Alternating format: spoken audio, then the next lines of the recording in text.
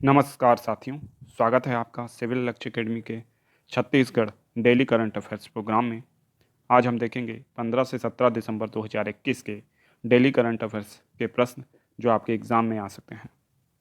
पहला प्रश्न है, छत्तीसगढ़ के इन दो नगर पालिकाओं में स्थानीय निकायों का चुनाव आयोजित किया जा रहा है। बैकुंठपुर, चरचा, उपरोक्त दोनों या इनमें से कोई नहीं। तो इसका सही जवाब है उपरोक्त दोनों, यानी बैकुंठपुर और चरचा दोनों जगह पे इस समय नगर पालिकाओं में स्थानीय निकायों का चुनाव आयोजित किया जा रहा है, जिसमें विभिन्न जो पार्षद के उम्मीदवार हैं वो खड़े हुए हैं। याद रखिएगा कि भूपेश सरकार ने जो नगर पालिका अधिनियम है उसमें परिवर्तन कर दिया है और अब अध्यक्ष का इलेक्शन जो है वो डायरेक्ट नहीं होता है। नगर पालिका और नगर निगम अध्यक्षों का इलेक्शन डायरेक्ट ना होकर क्या होता है, पार्षदों द्वारा जो अध्यक्ष है वो चुना जाता है। ठीक है, तो पार्षदों का चुनाव डायरेक्ट हो रहा है। अब पार्षदों के बीच में से ही कोई अध्यक्ष बनेगा। ठीक है, तो इसको याद रखना है आपको। नेक्स्ट क्वेश्चन है, विश्व बैडमिंटन BWF चैंपियनशिप में छत्तीसगढ़ से कौन से खिलाड़ी शामिल नहीं हैं? संयम शुक्ला, वेंकट गौरव, जूही देवांगन या नैना सिंह ढाकड़। तो इसका सही जवाब है नैना सिंह ढाकड़। तो विश्व बैडमिंटन BWF चैंपियनशिप में छत्तीसगढ़ के 3 खिलाड़ी शामिल हैं जो भारत का प्रतिनिधित्व करेंगे। ठीक है, तो इसको बहुत अच्छे से याद रखना है इन तीनों को। और ये जो प्रतियोगिता होने वाली है ये स्पेन में होने वाली है और ये सभी खिलाड़ी जो हैं ये स्पेन जाएंगे। ठीक है, संयम शुक्ला जो हैं वो रायपुर के हैं, वेंकट गौरव और जूही देवांगन दोनों भिलाई की हैं। अनेक प्रतियोगिताओं में ये खिलाड़ी हमारे भारत का प्रतिनिधित्व कर चुके हैं। नैना सिंह ढाकड़, आपको याद हो कि ये पर्वतारोही हैं, छत्तीसगढ़ की पहली महिला हैं जो एवरेस्ट पर्वत पर फतेह कर चुकी हैं। ठीक है, तो इनका भी नाम आप याद रखिएगा और ये बैडमिंटन खिलाड़ी नहीं हैं। नेक्स्ट क्वेश्चन है, छत्तीसगढ़ की 3 नवाचारी योजनाओं को पहचान के साथ केंद्र की किताबों में शामिल किया गया है।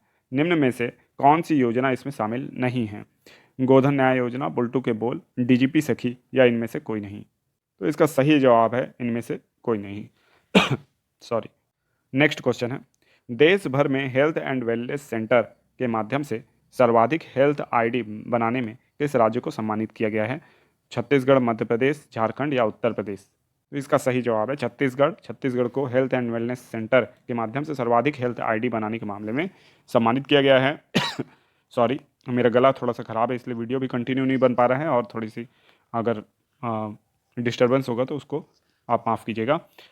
53,067 ID जो है वो बनाई गई है छत्तीसगढ़ से। ठीक है, तो इसको याद रखना है और छत्तीसगढ़ को इस श्रेणी में प्रथम पुरस्कार मिला है।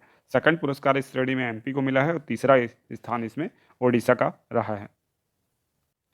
नेक्स्ट क्वेश्चन है, छत्तीसगढ़ में सामान्य धान का समर्थन मूल्य कितना घोषित किया गया है? 1940, 1960, 1870 या 2399। इसका सही जवाब है 1940। 1940 जो है वो सामान्य श्रेणी के धान का समर्थन मूल्य है।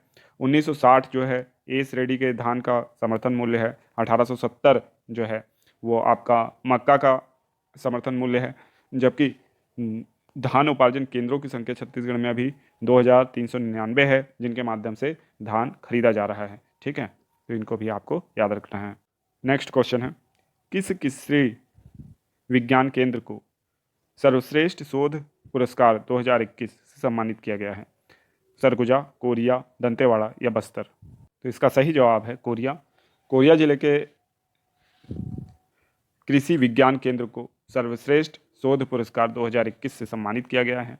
कोरिया जिले के जो कृषि विज्ञान केंद्र है उसको कई बार सम्मानित किया जा चुका है और उसे फिर से सर्वश्रेष्ठ शोध पुरस्कार मिला है और यह पुरस्कार भूपेश बघेल जी के द्वारा कृषि विज्ञान केंद्र कोरिया को दिया गया है।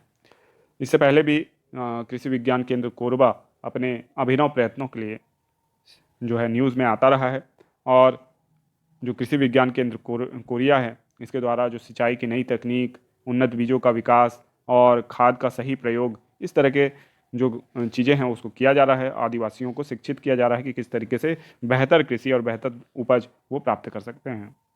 नेक्स्ट क्वेश्चन है, पहला कैक्टस गार्डन किस स्थान पे स्थापित किया जा रहा है? अंबिकापुर, बैकुंठपुर, जगदलपुर या दंतेवाड़ा। तो इसका सही जवाब है जगदलपुर।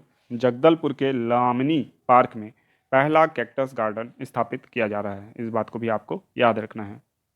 नेक्स्ट क्वेश्चन है, रामा अश्वमेघ के रचयिता कौन है? भास्कर भट्ट, बाबू रेवाराम, गंगाधर मिश्र, गोपाल चंद्र। ये छत्तीसगढ़ सामान्य ज्ञान का प्रश्न है, ठीक है, इसको भी याद रखना है आपको। लास्ट के 2 प्रश्न हमारे सामान्य ज्ञान से होते हैं। तो इसका सही जवाब है बाबू रेवाराम, ठीक है। तो बाबू रेवाराम ने रामाश्वमेध की रचना की है, ठीक है। और यह क्वेश्चन जो है CGPSC ARTO और CGPSC ADP 2017 के एग्जाम में आ चुका है। इसके अलावा भी कई एग्जामों में व्यापम के आ चुका है रामाश्वमेध, ठीक है। तो इसको आपको याद रखना है। नेक्स्ट क्वेश्चन है, कालिदास रचित मेघदूत का छत्तीसगढ़ी रूपांतरण किसने किया है? पंडित सुंदरलाल शर्मा, सुखलाल प्रसाद पांडे, बाबू रेवाराम, मुकुटधर पांडे। तो इसका सही जवाब है मुकुटधर पांडे, ठीक है। तो कालिदास रचित मेघदूत का छत्तीसगढ़ी रूपांतरण किया है मुकुटधर पांडे जी ने। और ये अभी अभी जो आपका मंडी निरीक्षक का एग्ज़ाम हुआ था उसमें आया हुआ क्वेश्चन है। इसके अलावा CGPSC स्टेट जो इंजीनियरिंग सर्विस है उसका भी ये एग्ज़ाम रहा, उसका भी क्वेश्चन रहा है, ठीक है। तो इसको आपको बहुत अच्छे से याद रखना है। अब हम देखेंगे छत्तीसगढ़ के 12 दिसंबर के रिवीजन प्रश्न। अगर आपने ये वीडियो नहीं देखा हो तो इसे अवश्य देख लें। साथ ही साथ टेलीग्राम चैनल ज्वाइन कर लें, जिसका लिंक आपको डिस्क्रिप्शन में मिल जाएगा। टेलीग्राम चैनल पे आपको वीडियो की जो लिंक है वो मिलेगा, वीडियो की PDF प्रोवाइड की जाएगी। साथ ही साथ में इंपॉर्टेंट क्वेश्चन आपको क्विज के रूप में प्रदान किए जाएंगे। तो शुरू करते हैं रिवीजन प्रश्न। हाल ही में कहाँ इको पर्यटन स्थल का शुभारंभ किया गया? तो इको पर्यटन स्थल का शुभारंभ महासमुंद में किया गया है, जबकि इको लर्निंग सेंटर का शुभारंभ कांकेर में किया गया। दोनों को ही आपको याद रखना है। ग्लोबल इन्वेस्टर समिट नया रायपुर में कब से कब तक आयोजित किया जाएगा? तो 27 जनवरी से 31 जनवरी 2022। शहीद वीर नारायण सिंह की प्रतिमा कहाँ स्थापित की जाएगी? तो जय स्तंभ चौक रायपुर में। सुरही नदी किस जिले में प्रवाहित होती है? तो बेमेतरा जिले में प्रवाहित होती है। डॉक्टर महंत राम सुंदर दास निम्नलिखित में से किस आयोग के अध्यक्ष हैं? तो छत्तीसगढ़ गौ सेवा आयोग के अध्यक्ष हैं। छत्तीसगढ़ में भारत भवन अभिलेखागार में मानव संग्रहालय का निर्माण कहाँ किया जाएगा? तो नवा रायपुर में किया जाएगा। खिलेगा तो देखेंगे किसकी रचना है? तो विनोद कुमार शुक्ल की। अब आप लोगों के लिए होमवर्क प्रश्न है। हाथी घोड़ा पालकी किसकी रचना है? कपिलनाथ मिश्र, प्यारेलाल गुप्त, निरंजन लाल गुप्त, लखन लाल गुप्त। तो आशा करते हैं इसका जवाब आप जरूर देंगे कमेंट बॉक्स में। मिलते हैं नेक्स्ट वीडियो में, तब तक के लिए आपका दिन शुभ हो। धन्यवाद।